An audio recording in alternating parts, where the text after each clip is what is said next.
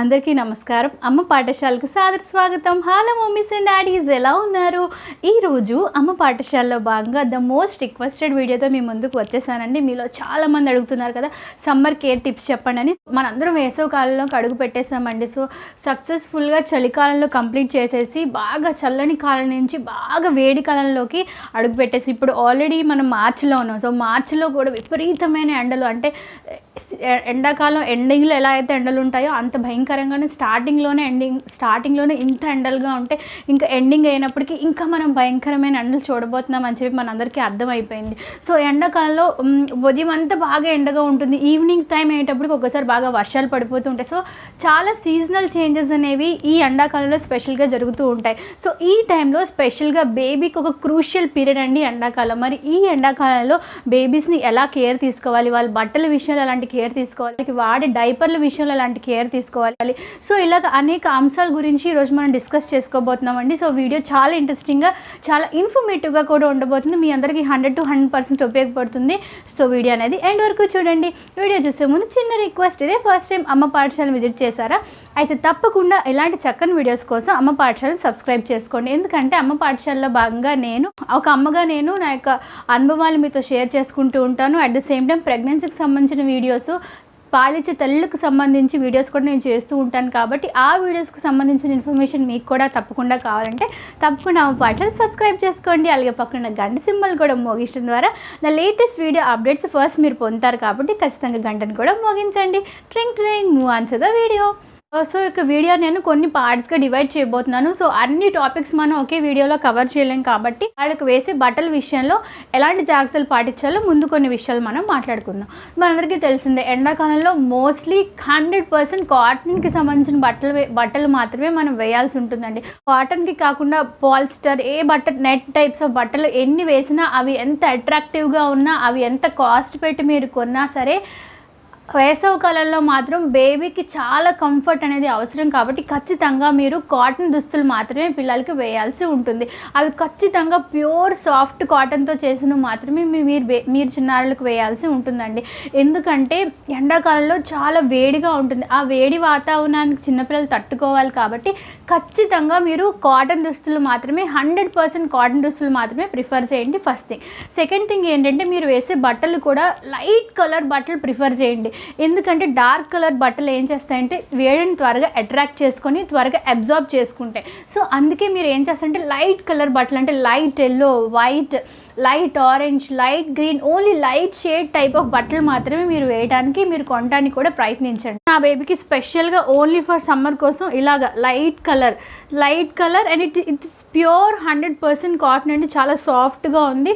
ఇలాగ light colour బట్టలు వేయటం వల్ల వాళ్ళకి వేడి అనేది అంత ఎక్కువగా అట్రాక్ట్ అవ్వకుండా ఉంటుంది. కాబట్టి సో కుదిరినంత వరకు లైట్ కలర్ బట్టలు మాత్రమే చూస్ చేసుకోండి. నెక్స్ట్ విషయం ఏంటంటే, వాళ్ళు చూస్ చేసుకునే బట్టలు కూడా నెక్స్ట్ సైజ్ చూస్ చేసుకోండి. అంటే బట్టలు లూజ్గా ఉండేవి మాత్రం చూస్ చేసుకోండి. నా బేబీ 13 months, బట్ నేను 18 to 24 months బట్టలు వేస్తున్నాను అనమాట. అంటే go for the next size. మీ యొక్క బేబీ యొక్క సైజ్కి నెక్స్ట్ సైజ్ బట్టలు మాత్రమే వేయండి. ఎందుకంటే ఎండాకాలంలో మీరు వాళ్ళకి టైట్గా ఉన్న బట్టలు వేసారు అనుకోండి, వాళ్ళకి గాలి ఆడదు, దాని ద్వారా చెమటలు పట్టేస్తూ ఉంటాయి. ఆ చెమటలు పట్టడం వల్ల వాళ్ళకి హీట్ ర్యాషెస్, చెమట పొక్కులు వచ్చే ఛాన్సెస్ అనేవి ఉంటాయి. కాబట్టి సో కుదిరినంత వరకు వాళ్ళకి 100% కాటన్ బట్టలే వేయండి, లేత రంగులో ఉన్న బట్టలే వేయండి, అండ్ లూజ్గా ఉన్న బట్టలు మాత్రమే వేయడానికి ప్రయత్నించండి.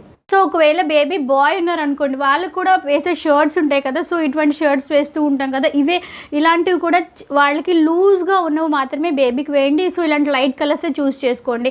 ఒకవేళ మీరు ఇంట్లో ఉంటే ఓన్లీ టాప్ మాత్రమే వేయడానికి ప్రయత్నించండి. ఎందుకంటే వాళ్ళకి ఎండాకాలం ఎంత గాలి తగిలితే అంత మంచిదండి. దాని నుంచి మనం బేబీస్ని ప్రొటెక్ట్ చేయాల్సి ఉంటుంది. కాబట్టి సో ఈ విధంగా బయటికి వెళ్ళినప్పుడు ప్యాంట్స్ అండ్ షర్ట్స్ ఇవి కూడా కాటన్వే నేను ప్రిఫర్ చేస్తూ ఉంటాను.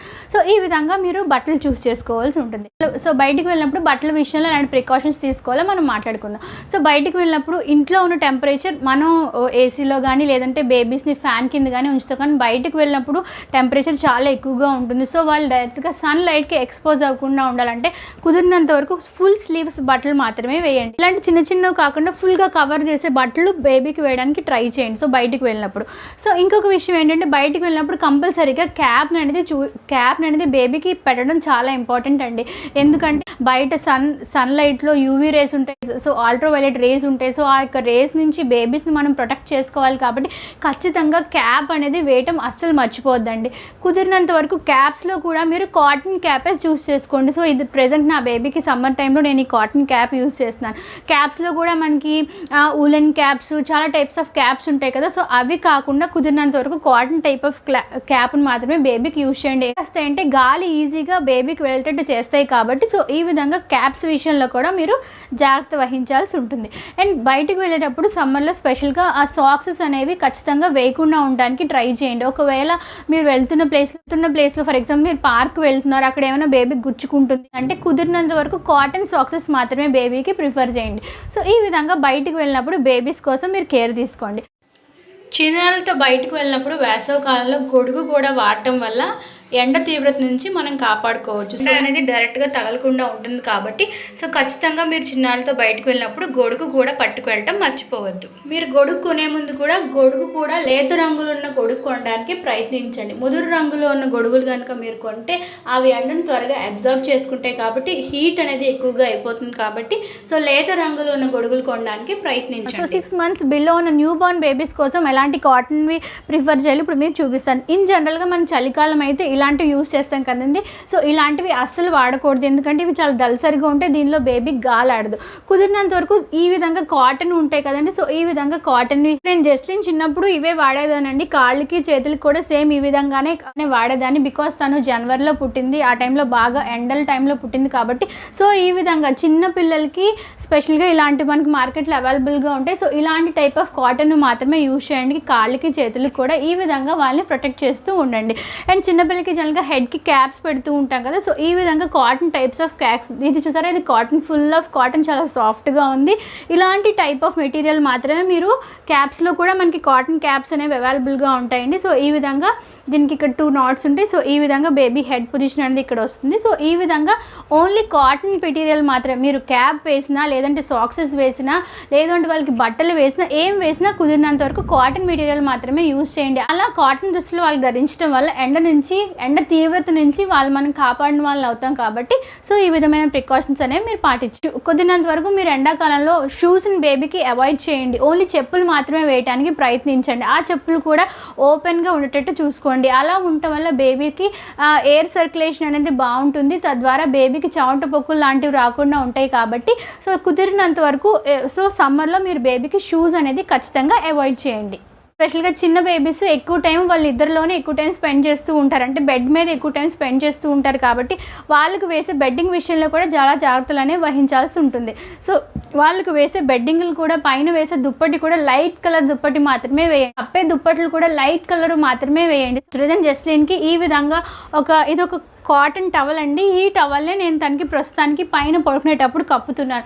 సో ఇది కూడా లైట్ కలర్ వేయటం వల్ల మనకి 2 అడ్వాంటేజెస్. ఒకటి వేడి నుంచి మనం కాపాడిన వాళ్ళం అవుతాం. సెకండ్ థింగ్ ఏంటంటే డార్క్ కలర్ దుప్పట్లు బేబీకి కనుక యూస్ చేస్తే ఏమవుతుందంటే దోమలు ఈజీగా అట్రాక్ట్ చేస్తాయి. డార్క్ కలర్స్ మీద ఎక్కువగా దోమలు అనేవి ఉంటాయి. సో ఎండాకాలంలో మనకి దోమలు కూడా ఎక్కువగా ఉంటాయి కాబట్టి వాటి నుంచి కూడా మనం ప్రొటెక్ట్ చేసుకోవాలి కాబట్టి సో ఈ విధంగా light colour at the same time cotton type of దుప్పట్లు, వాళ్ళకి యూస్ చేసే లేదంటే వాళ్ళకి యూస్ చేసే టవల్స్ కూడా కాటన్ టైప్ లైట్ కలర్, వాళ్ళకి వేసే బట్టలు కూడా కాటన్ టైప్ లైట్ కలర్ వేయడానికి ఖచ్చితంగా ప్రయత్నించండి. ఇదండి బట్టలకు సంబంధించి మీరు తీసుకోవాల్సిన కేర్. అలాగే నెక్స్ట్ ఇప్పుడు మనం డైపర్కి సంబంధించి ఎలాంటి కేర్ తీసుకోవాలో మాట్లాడుకుందాం. సో చిన్నపిల్లలు ఎండాకాలంలో ఎదురయ్యే మరొక సమస్య ఏంటంటే డైపర్ ర్యాష్ అండి. ఖచ్చితంగా బేబీస్ అందరూ ఈ యొక్క ప్రాబ్లమ్ని ఫేస్ చేస్తూ ఉంటారు. ఎండాకాలంలో వచ్చే డైపర్ ర్యాష్ని ఎలా క్యూర్ చేయాలి, ఎలాంటి డైపర్స్ వాడాలో మనం మాట్లాడుకుందాం. జనరల్గా మనం చలికాలంలో అయితే రోజంతా డైపర్ వేసిన ప్రాబ్లం ఉండదు, కానీ ఎండాకాలంలో మాత్రం స్పెషల్గా డైపర్స్ విషయంలో చాలా కేర్ తీసుకోవాలండి. కుదిరినంత వరకు వాళ్ళకి డైపర్స్ వేయకుండా ఉండటమే మంచిదని నా స్పెషల్ సజెషన్. మరి మీరు అడగచ్చు డైపర్స్ వేయకుండా ఎలా మెయింటైన్ చేయాలి అని చెప్పి. జనరల్గా బేబీస్ 6 months వచ్చేంత వరకు వాళ్ళు ఎప్పుడు మోషన్ పాస్ చేస్తారు, ఎప్పుడు టాయిలెట్ పాస్ చేస్తారని మనం చెప్పలేం, కానీ సో ఒక 6 months తర్వాత మాత్రం వాళ్ళు ఒక రొటీన్ అనేది మనకు అలవాటు అయిపోతుంది. అంటే మనకు తెలుస్తుంది, అంటే ఇప్పుడు లేవగానే లేవగానే వెళ్తారు, తినగానే వెళ్తారు. సో అలాగ ఒక రొటీన్ అనేది అమ్మలకు తెలిసిపోతుంది కాబట్టి ఏ టైంలో వాళ్ళు మోషన్ పాస్ చేస్తారు అనే టైంని మీరు గుర్తుపెట్టుకొని ఆ టైంలోనే ఖచ్చితంగా డైపర్ వేయండి. కుదిరినంత వరకు బేబీస్కి సమ్మర్లో క్లాత్ డైపర్స్ మాత్రమే యూజ్ చేయడానికి 100% ట్రై చేయండి. సో ఆ విధంగా క్లాత్ డైపర్స్ యూజ్ చేయడం వల్ల వాళ్ళని హీట్ ర్యాష్ రాకుండా మనం కాపాడిన వాళ్ళం అవుతాం. కాబట్టి క్లాత్ డైపర్స్ ఇప్పుడు మనకి కాటన్ డైపర్స్ కూడా మనకి మార్కెట్లో అవైలబుల్గా వచ్చాయి. ప్రజెంట్ నేను ఒక 2 months నుంచి అవి వాడుతున్నాను. దాని గురించి నెక్స్ట్ వీడియోలో మీకు రివ్యూ చెప్తాను. అవి ఎలా ఉన్నాయి, అవి ఎలా యూజ్ చేయాలి. అవి నైట్ టైం కూడా మనం బేబీస్కి వాడచ్చండి. అలా మీరు స్పెషల్గా డైపర్స్ విషయంలో చాలా కేర్ తీసుకోవాలండి. సో ఈ విధంగా నైట్ టైం కావాలంటే మీరు డైపర్ వేయండి, బట్ డే టైంలో మాత్రం ఓన్లీ వాళ్ళకి ఎయిర్కి ఎంత కుదిరితే అంత వదిలేయండి. నేనైతే ప్రస్తుతానికి ఎలా చేస్తున్నానంటే తను ఇప్పుడు ఆల్రెడీ 1 year క్రాస్ అయిపోయింది కాబట్టి సో తనకి నార్మల్గా ఇలాంటి చిన్న చిన్న ఇన్నర్స్ వేసేసి ఈ యొక్క తను ఎక్కడైతే కూర్చుంటుంది, ఎక్కడైతే ఆడుతుంది ఆ ప్లేస్లో నేను ఇలాంటి డ్రై షీట్ అనేది వేసేస్తున్నాను అనమాట. ఒకవేళ తను టాయిలెట్ పాస్ చేసినా ఇందులో నుంచి కిందకు వెళ్తుంది, ఇది అబ్జార్బ్ చేసేసుకుంటుంది. మోషన్ పాస్ చేసినా ఇందులోనే ఉండిపోతుంది కాబట్టి చేసేసుకుంటున్నాను అనమాట. ఈ విధంగా అంటే కుదిరినంత వరకు తనకి ఎయిర్ని ఎక్స్పోజ్ అవడానికి ట్రై చేస్తున్నారు. ఈ విధంగా తనకి డైపర్స్ వేసే ప్లేస్లో ఒక్కసారి టాయిలెట్ పోసినా పర్వాలేదు అనే టైంలో ఇలాగ ఇన్నర్స్ వేస్తున్నాను. లేదు అంటే ఇలాగ క్లాత్ డైపర్స్ గురించి నేను ఆల్రెడీ వీడియో చేశాను కదండి. సో ఇది క్లాత్ డైపర్లో కాటన్ డైపర్ అనమాట. సో ప్రస్తుతానికి డైపర్స్ నేను వాడుతున్నాను. దీని గురించి మీకు నెక్స్ట్ వీడియోలో రివ్యూ చేస్తాను. సో కుదిరినంత వరకు సమ్మర్లో మీరు బేబీని ఎయిర్కి వదిలేయడానికి ట్రై చేయండి. ఒకవేళ వాడితే క్లాత్ డైపర్స్ వాడండి. అవి వాష్ చేసుకోవడం కూడా ఈజీ. స్పెషల్గా మనం ఎండాకాలం కాబట్టి అవి త్వరగా ఆరిపోతూ ఉంటాయి. సో ఈ విధంగా డైపర్ విషయంలో మీరు కేర్ తీసుకోవాల్సి ఉంటుంది. మీరు ఎప్పుడు డైపర్ వేసినా గుర్తుపెట్టుకోవాల్సిన విషయం ఏంటంటే ఫస్ట్ ఆ యొక్క డైపర్ వేసే ఏరియాలో ఫస్ట్ కోకోనట్ ఆయిల్ రాయండి. ఏ కోకోనట్ ఆయిల్ అయినా పర్వాలేదు, parachute what ever coconut oil అయినా పర్వాలేదు. ఫస్ట్ కోకోనట్ ఆయిల్ రాసిన తర్వాత మాత్రమే డైపర్ వేయండి. అలా చేయటం వల్ల అడ్వాంటేజ్ ఏంటి అంటే బేబీ యొక్క ఆ డైపర్ ఏరియా డ్రై అవ్వకుండా ఉంటుంది. బేబీకి ఎప్పుడు డైపర్ ర్యాష్ వస్తుందంటే ఒకవేళ ఆ ఏరియా అంతా డ్రై అయిపోయి లేదు అంటే ఆ డైపర్ అంతా నిండిపోయి ఆ యొక్క తడి బేబీ కాంటాక్ట్ అవడం వల్ల డైపర్ ర్యాష్ అనేది వస్తుంది. సో అందుకే నేనైతే నా బేబీకి పుట్టినప్పటి నుంచి ఇప్పటి వరకు క్లాత్ డైపర్ వేసినా ఏ డైపర్ వేసినా ముందు దానికి ఫస్ట్ కొంచెం ఆయిల్ రాస్తాను. ఆ యొక్క డైపర్ అంతా ఆయిల్ రాసేసి అప్పుడు డైపర్ వేస్తాను. సో అందుకే ఇప్పుడు వచ్చి తనకి ఎప్పుడు డైపర్ ర్యాష్ అనేది రాలేదు.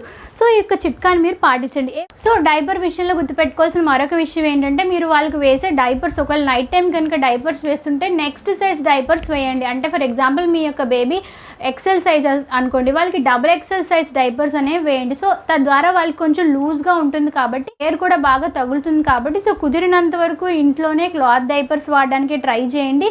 ఒకవేళ మీరు బయటకు వెళ్తున్నారు సందర్భం ఇంకా ఈ టైంలో డైపర్ వేయక కుదరదు అనే టైంలో డైపర్ వేసే ముందు ఆయిల్ రాయండి. ఆ యొక్క డైపర్ కూడా నెక్స్ట్ సైజ్ చూస్ చేసుకోవడం వల్ల వాళ్ళకి గాలి అనేది చక్కగా తగులుతుంది కాబట్టి డైపర్ ర్యాష్ నుంచి మనం కొంతవరకు బేబీస్ని కాపాడిన వాళ్ళు అవుతాం. ఒకవేళ డైపర్ ర్యాష్ వస్తే డైపర్ ర్యాష్కి సంబంధించిన క్రీమ్స్ అనేవి మనకి మార్కెట్లో చాలా ఉన్నాయి కాబట్టి హిమాలయ డైపర్ ర్యాష్ క్రీమ్ కూడా బాగుంటుంది. లేదు అంటే మమా ఎర్త్లో డైపర్ ర్యాష్ క్రీమ్ కూడా చాలా బాగుంది. సో ఈ రెండిట్లో మీరు ఏది చూస్ చేసుకున్నా పర్వాలేదు. ఒకవేళ బేబీకి డైపర్ ర్యాష్ వచ్చింది అనుకోండి, ముందు డైపర్ ర్యాష్ క్రీమ్ రాసేసి బాగా గాలికి వదిలేయండి. మీ బేబీకి ఫుల్గా డైపర్ ర్యాష్ అంతా క్యూర్ అయిపోయింది, ఎలాంటి ర్యాష్ లేదు అన్న తర్వాత మాత్రమే మీరు డైపర్ వేయాల్సి ఉంటుంది. ఈ విషయం కూడా మీరు జాగ్రత్తగా గుర్తుపెట్టుకోండి. ఒకవేళ దానికి ర్యాష్ ఉన్నప్పుడు కనుక మీరు ఆ టైంలో ఆ ర్యాష్ అంతా క్యూర్ అవ్వకుండా డైపర్ వేస్తే ఏమవుతుందో తెలుసా, ఆ డైపర్ ర్యాష్ ఎక్కువైపోతుంది. స్పెషల్గా సమ్మర్లో ఇంకా ఎక్కువైపోయి బేబీకి చాలా మంట పుడుతుంది. ఆ యొక్క స్కిన్ అంతా చాలా ఎర్రగా పొక్కులు వచ్చేస్తూ ఉంటాయి.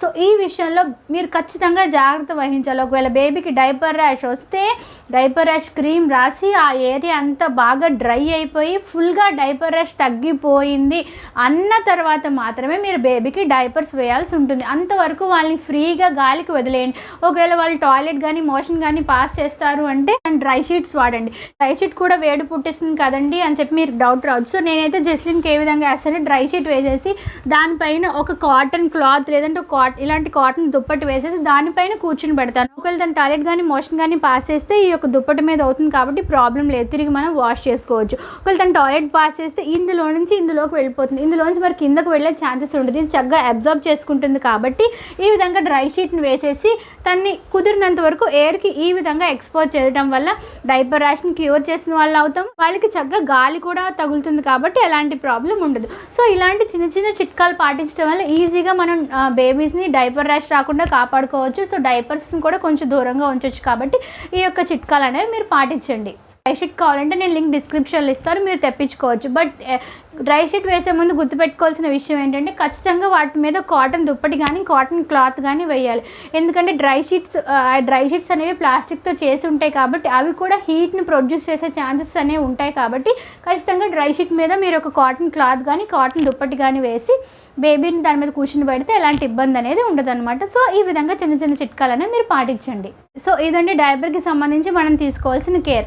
సో ఈ వీడియోలో మీకు బేబీకి బట్టల విషయంలో ఎలాంటి కేర్ తీసుకోవాలి, డైపర్ విషయంలో ఎలాంటి కేర్ తీసుకోవాలని చెప్పేశాను కదండి. ఇది పార్ట్ 1 అండి. సో పార్ట్ 2లో బేబీకి సమ్మర్లో బేబీకి ఎలాంటి ఫుడ్ పెట్టాలి, స్నానం చేసేటప్పుడు ఎలాంటి జాగ్రత్తలు పాటించాలి, హీట్ ర్యాష్ రాకుండా బేబీని ఎలా కాపాడుకోవాలో సో నెక్స్ట్ వీడియోలో మీకు చెప్తాను. అది పార్ట్ 2లో వస్తుంది. So thank you for watching అమ్మ పాఠశాల. సో నెక్స్ట్ పార్ట్ 2 కోసం వెయిట్ చేయండి. మీకోసం మరిన్ని వీడియోస్ ఆన్ ద వేలో ఉన్నాయి. సో స్టే ట్యూన్ టు అమ్మ పాఠశాల. మరి నెక్స్ట్ వీడియోలో కలుసుకుందాం. అందరికీ సెలవు, నమస్కారం. Happy and cool summer with your baby. హ్యాపీగా కూల్గా మీ బేబీతో ఎంజాయ్ చేయండి.